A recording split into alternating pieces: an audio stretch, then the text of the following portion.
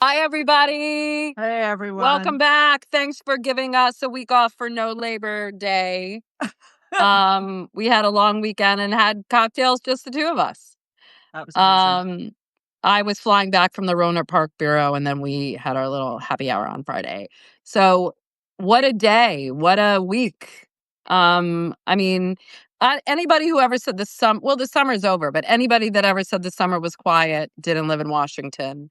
I think it used to be. I think before air conditioning and everything else, it used to be. Then again, we talked about this. World War One started in August. The truth is that it was never true, but it's not been quiet. And you know what? When Donald Trump's president, when you've got wars going on all over the place, when the axis of evil is having a makeout Axis of party. upheaval.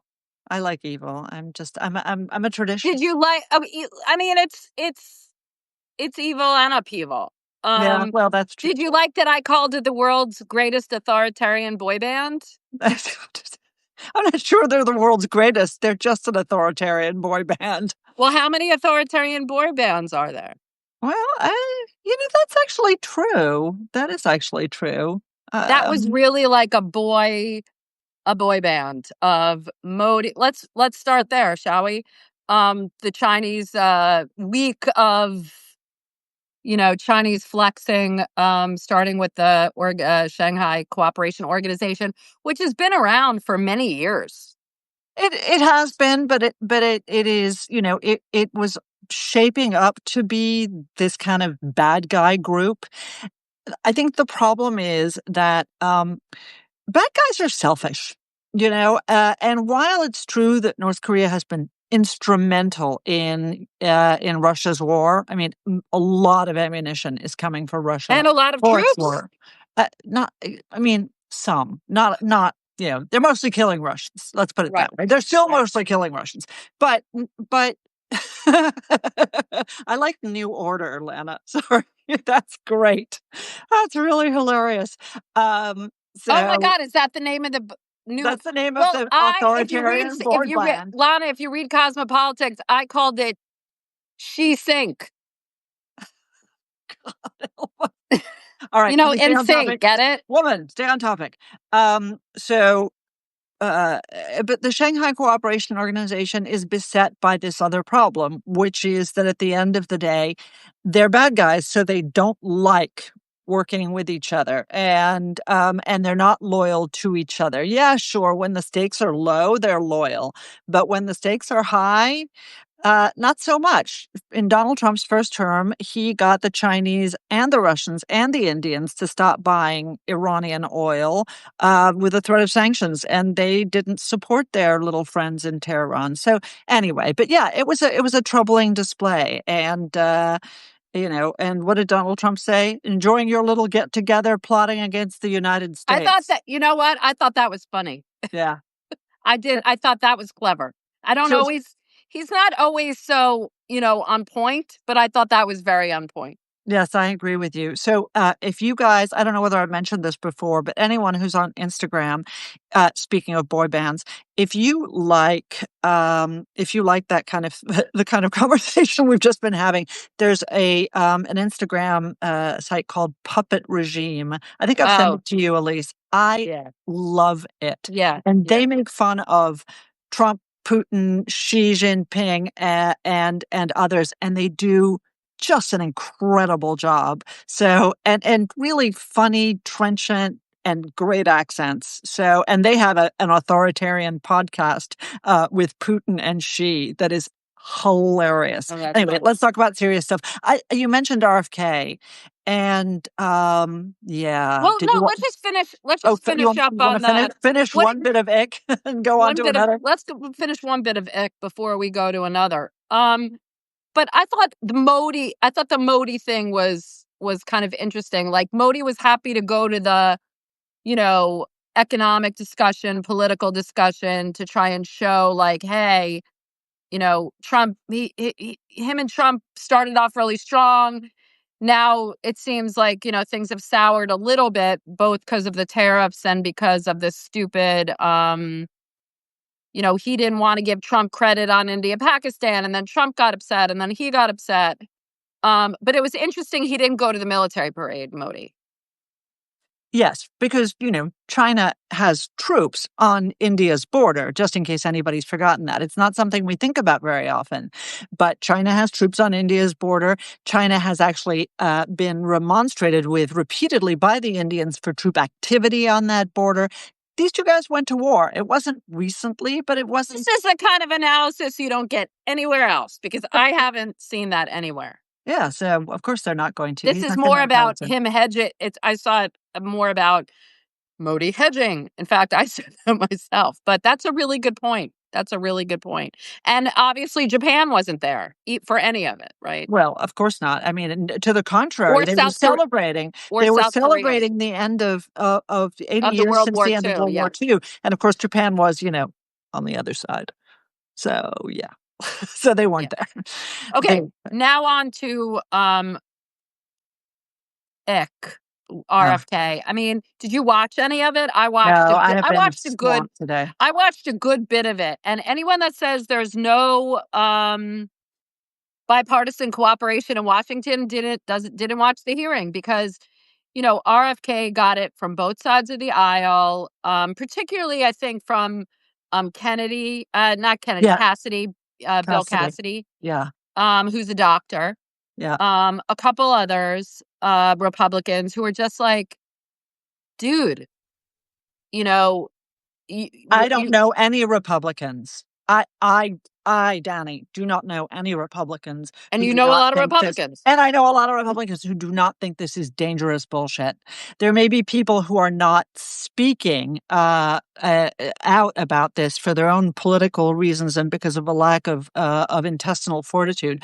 But let me put it very straightforwardly and simply like this. And this, by the way, goes to the decision in Florida as well. And I'm a big fan of Ron DeSantis in general, but this is not about you and your personal choices and your family choices the way that they are describing it. This is, let's just not talk even about measles, which people don't understand. Let's talk about polio, right? If there were a polio epidemic and your neighbor's kids were getting on the bus and Yep. they were not getting the polio vaccine, what would you think? And if there was some asshole, forgive me, for telling you you don't have to This is a give your family kid choice. the vaccine, then, that would be unconscionable. And I'd like to point out that when it came to like COVID restrictions and stuff, you were, Look, but this is right. no, This is, that's why I'm pointing it out. This is yeah. about the efficacy of vaccines themselves and how they've eliminated a lot of disease. And it's a health issue. It's not about a personal choice issue. It's not about, me being not able to go to the supermarket issue. It's about a health issue. Right. Now let me add to this and Lana, you're on fire today. That was also funny. Let me disappoint some of Elise partisans by saying, look, the politicization of science results in this kind of thing. When the expert class, when the Lancet comes out and says, and that's a very famous British medical journal, comes out and says that the lab leak theory is nothing other than right-wing conspiracy mongering, when in fact we It's know, not. right, And what when is we it at know that. least partisan, by the way? The New England Journal of Medicine has lost its shit as well. And No, I Tony mean, what is it Fauci at was at least the heart of partisan? things. It was all partisan because it was mostly Republicans who were saying this, and they were right. This was a lab leak, and there should be no doubt that the politicization of science was wrong, that the closure of schools was over-considered, and that all of those schmucks in my neighborhood, you know who you are, who had those dumbass signs that say, "In this house we believe blah, blah, blah," are part and parcel of this stupid backlash that we're seeing right Well, I now. mean, we go back, we have to do something, kind of larger on this, but we go back to the same thing every time Which that is, these are overcorrections yes, so true. to this problem of partisan, whether it's on either side, kind of, You are woke totally right. I said, you woke know what? ideology on one side and like crackpot conspiracy theories on the other side, and like we just and that's why, like, you know it's part of a larger issue about the partisanship. Something that really bothered me today about this hearing, Yes. a lot of things bothered me about this hearing, was the idea that it's just so I think you're frozen. nasty. Either that or you're having a deep thought. It's your internet connection, Uh, darling. It's so nasty. And these senators are talking to Kennedy like he's like, I don't know who the hell he is. And he's talking to them. yeah. This isn't new. You know, No, you're right. I think the respect, It's there's gone. no respect. And senators are on Twitter and congressmen are on Twitter saying the meanest things. And there's no fucking civility. Pardon my French. No civility. Yeah. No, I no, I blame agree social with you. media, but it's much worse. Like I remember during the first term when Mike Pompeo like talked to Senator Shaheen and was like hissing at her.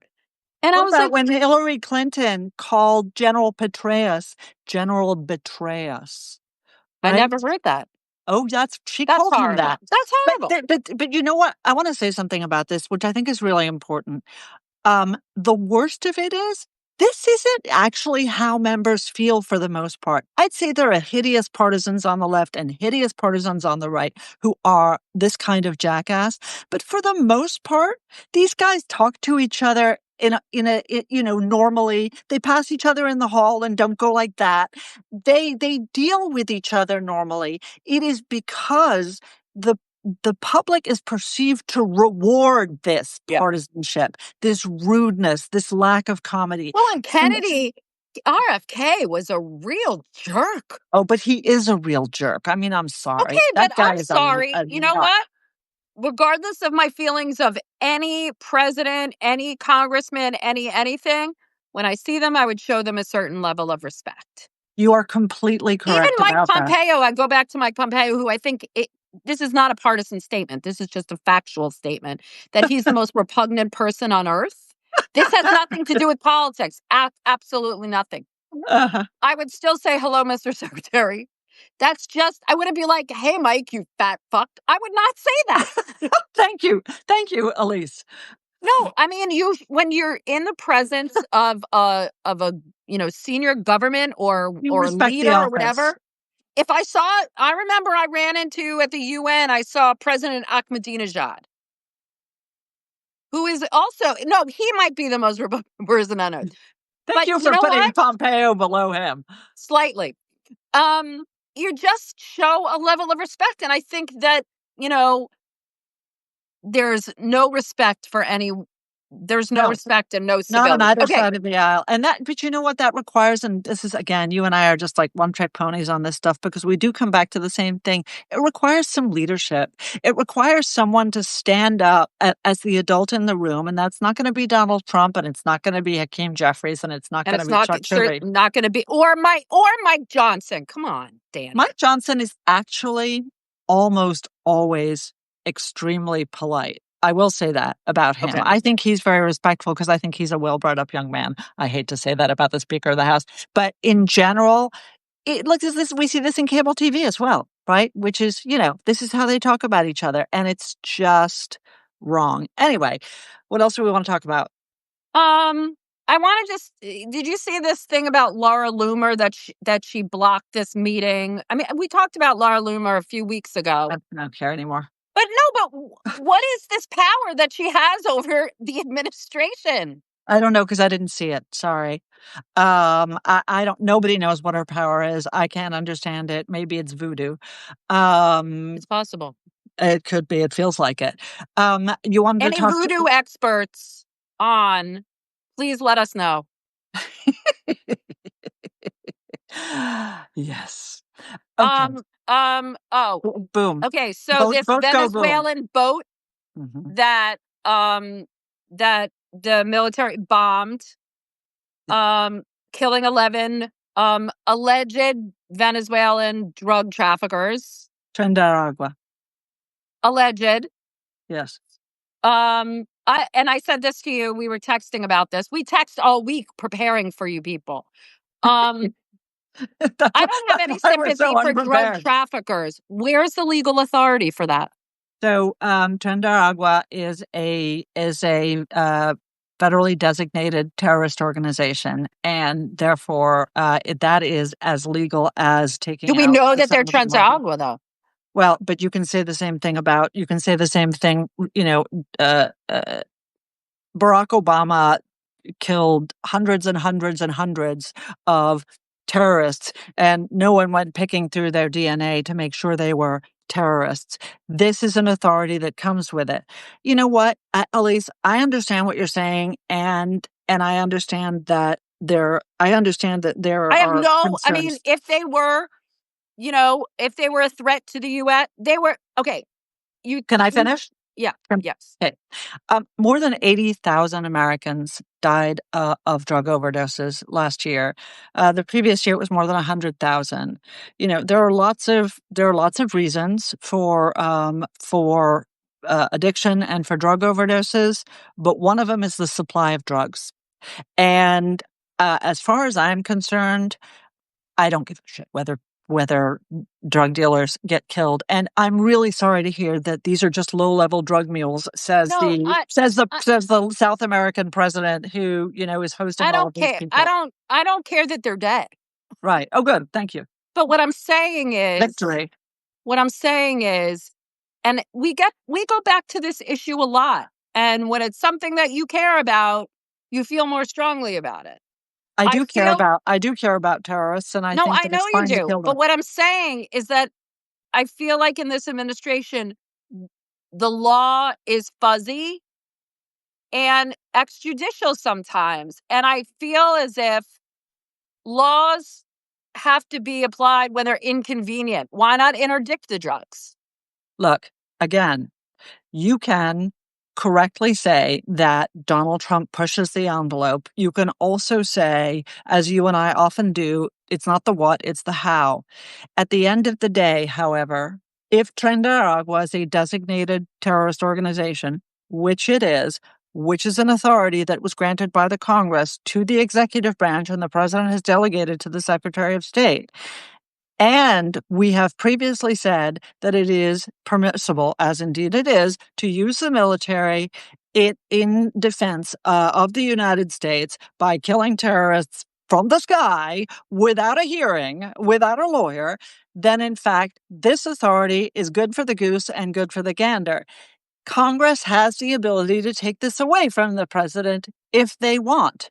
They won't, for the simple reason that we like to go in and kill terrorists from the sky because it's much easier to do it. It's not good for gathering intel. It's not good for preventing future attacks. It's not actually the best way of doing it, but the authority exists. And there is a means to take it away, and it is not going to be the court. Trump will win on this Oh, if I somebody agree on finds that. somebody on the court. Right. So that's my view. We drugs are a scourge, and the I truth is agree. I agree. we haven't done We're enough. not in disagreement on that. Speaking of courts, Yes. should we talk about tariffs? Oh yeah. Yes. Just so folks understand, the backdrop for a lot of these tariffs that Trump has imposed, 10%, no, 25%, I hate you, 37%, and then on again, off again, delayed, on again, off again. So the authority behind this that the president is using, not in every case, but in many cases, is something that we in Washington call IEPA. It's the International Emergency Economic Powers Act.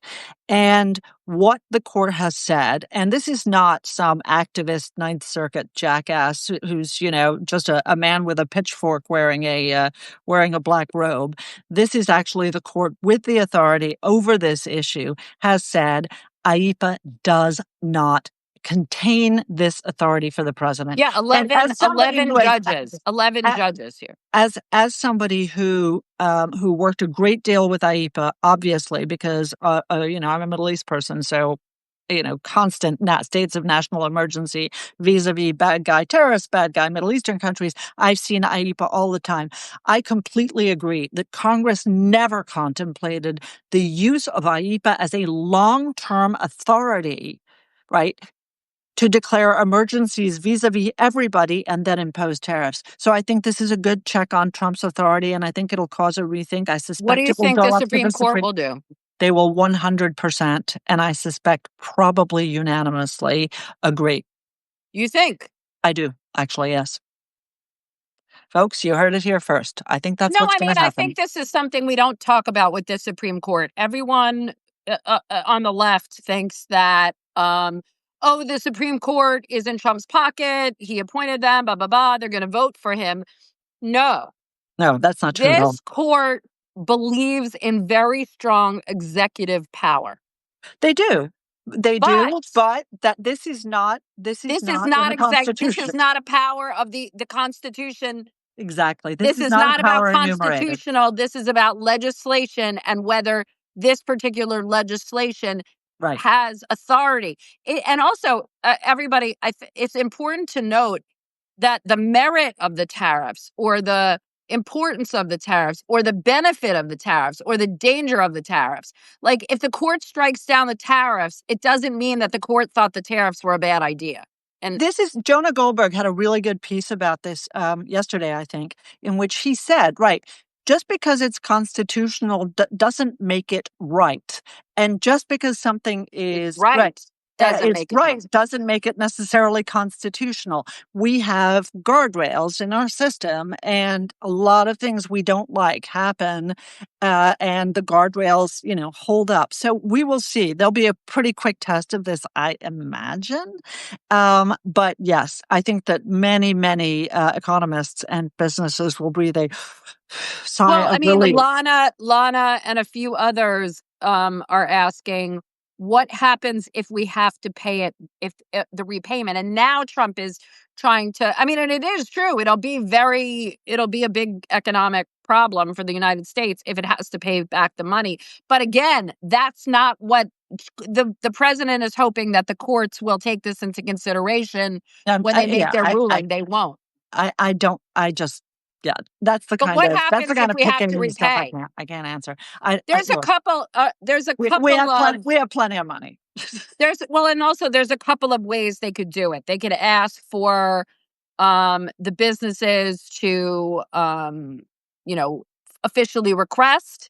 They could actually do just the people in the lawsuit, which is not the plaintiffs, which are not a lot of businesses, or it could be a repayment plan. Yeah, But who I don't knows? think that's even relevant Too as to far down the what the pike court for me. thinks. It really is. All right, what else do we want to talk about? We had something else on the list, Elise, but I can't look at my list. Gaza. When do we not talk about Gaza? Right. Right. Interesting article about Al Jazeera that you Oh, I sent wanted to around. talk about that. I really did. Look, I don't know whether folks saw the news about the free press. So, everybody at least everybody on the right knows the provenance of the free press, which I really like. It's one of the first things I read every morning. After Cosmopolitics. I've always have to cause, duh. These are obvious statements that don't need to be uttered. QED. Um, QED. but in any case, Barry Weiss was a columnist at the New York Times. She left with a letter that was read by millions, basically saying, I can't work here anymore. The anti-Semitism, the rigidity, the editorial position is no longer tolerable to me, and I'm going bye-bye. And bye-bye she went. She started the Free Press, which she now runs with her wife Nellie Bowles, also late at the New York Times, and they are in negotiations to sell the Free Press again to what did they say today, on the 1 yard line, whatever that means. Oh, really? Yeah, 200 million. So I think that they've done a fantastic job with the Free Press, and I love to see when the market speaks. That $200 million is a lot of money. So Barry's publication, The Free Press, had a super piece today that they did in cooperation with this journalism NGO, looking at journalists in Gaza. And what they discovered was that it's not simply that there are journalists who work for Al Jazeera that are also members of Hamas. It is that the Al Jazeera journalists in Gaza are running disinformation for Hamas and enforcement against other journalists who aren't members, who don't support Hamas. So we've seen people tortured, we've seen people murdered, and all I could think of was how irate the Committee to Protect Journalists and all of the various journalists organizations. And remember, I used to be a journalist back in the olden golden days, and Elise obviously still is. But remember when the government impersonates a journalist in order to do something for the CIA or undercover or for the police. Journalists are irate. You are going to bring our entire profession into disrepute. I'm still waiting to hear from the Committee to Protect Journalists about how Al Jazeera is bringing the entire profession of journalism into disrepute by having it be the handmaiden of Hamas. But that is truly an outrage. And the fact that it's not a front page outrage and the fact that this is a wholly owned subsidiary of the Qatari government is even more outrageous. I mean, I haven't seen this article. I have to go I through it sent more it to you, carefully. but yeah, you gotta get, I know, I just Yeah, sent it to you half I an hour have ago. to, but and I'll be and it just came out today, so I will be Right. interested to see what CPJ probably nothing, but I will be interested to see if they say something. Um, I mean, I think it's pretty clear that all along Al Jazeera has been on the side of Al Qaeda, has been on the side of all, you know what I mean? A lot of All that times, is like wrong with the world. the first reaction from bin Laden or Al Qaeda or any other terrorist group Always. usually comes from Al Jazeera. Why? Because of this open line of communication. Um, that's really concerning. That I just want to say that that doesn't, in my opinion, paint a broad brush of all journalists that are being killed in Gaza, and there are a lot of them. For me, it does. I'm sorry, it doesn't. Okay. You Every can have, you Palestinian can, is a you can, every Palestinian journalist is a member of Hamas. every Palestinian journalist that's been killed is probably a member of Hamas. I Yes. don't. I think that it's a very indiscriminate. You know, I. I Well, don't we're think just it's gonna have to. indiscriminate at all. You mean At those 5 journalists that were all. standing there looking for their cell phones were terrorists? I don't know From whether those Reuters, from 5 journalists AP, were released, but from I Reuters, from believe the well, I mean, majority they of those support it. killed. From Reuters, from AP. So do you know my Reuters story? I used to work for Reuters. When I was a journalist writing at the end of the 80s, at the founding of Hamas, I went to interview Hamas's founder. You did? Yeah, I did. I didn't know that. Oh, in Gaza. It was quite an event. And he was just a lovely, lovely guy, as I'm sure you can easily imagine. But who was my Sherpa? Reuters correspondent in Gaza. Mm. Why was he my Sherpa? Why do you think? Because he was a member of Hamas Of course, because he was a 40 member of years ago. Hamas and he worked, well, he's been subsequently arrested, before October 7th, but, and he may no longer be alive. I don't remember this. We are talking about almost 40 years ago. And certainly the founder of Hamas is long, long dead, Sheikh Yassin. But yes, off I went and met him. And yes, the connection was made through Reuters. Well, I think that Israel could easily avoid the idea that only members of Hamas journalists are reporting if they would open up Gaza to international journalists. And Well, at six Elise, if you o'clock, want to go to Gaza, I think I can get you in. I'm not sure you do. I don't know that they would let me in. I think they would. Do they let Jews in there? I don't think so. Hamas wouldn't let you in.